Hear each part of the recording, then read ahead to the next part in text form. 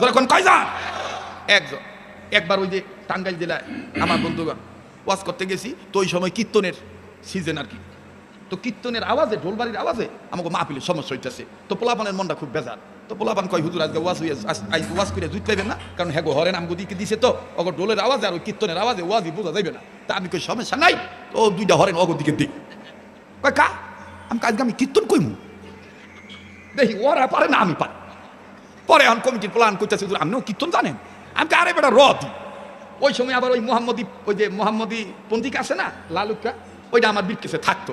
তো ওইটা বাইর করলাম, কোন মাসে কোন কীর্তন, কোন ভগবানের পূজা, এটা আমি দেখছি। দেখে এবার আস্তে করে কায়দা করে স্টেজে উইটা অগট আগে শুনছি আর কি। এই যে তেমন জুইতেন না, মানে কোনো মতো নাকি, কথা বুঝেন নাই। লাস্টে আস্তে করে যেন ওরা হরেনের দিকে ঘুরাইছে, হরেন ঘুরাইছে নাকি আল্লাহ পাক ভালো জানে, সাউন্ডটা বাড়াইছে।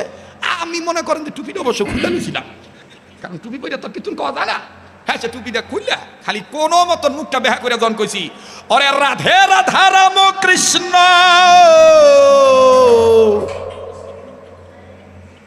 কৃষ্ণ কৃষ্ণ রাম রাধা হরে কৃষ্ণ। বোঝেনি তো আমার গলার আওয়াজ।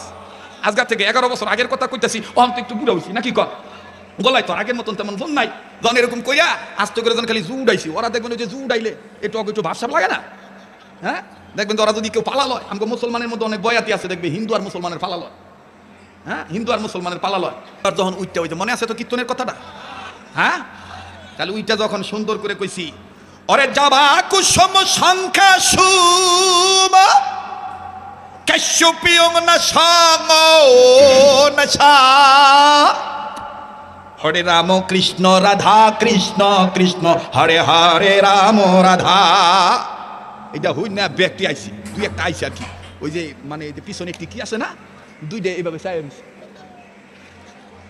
আমার দিক কইতাছে, এ দাদা আপনি কি আগে ব্রাহ্মণ আছিলেন? ভগবানের কি কি প্রাগ, আপনি ব্রাহ্মণ থেকে হুজুর হয়েছেন? আমি বললাম যে না, আমি ব্রাহ্মণ ছিলাম না, আমি হুজুর হই। কথা আপনি কীর্তন করছেন যে? আমি কইলাম যে কীর্তনের জ্বালায় বলে ওয়াজ হবে না। ওরা আমার এই অবস্থা দেখে ওরা যায় কইছে, রদি এ কীর্তন আজকে অফ থাক, হুজুরের ওয়াজ শেষ হোক, তারপর আমরা কীর্তন হোক, নাহলে পাগলার যে চালান দেখলাম আমাদের কুলাইতে পারবো না। কথা বুঝছে?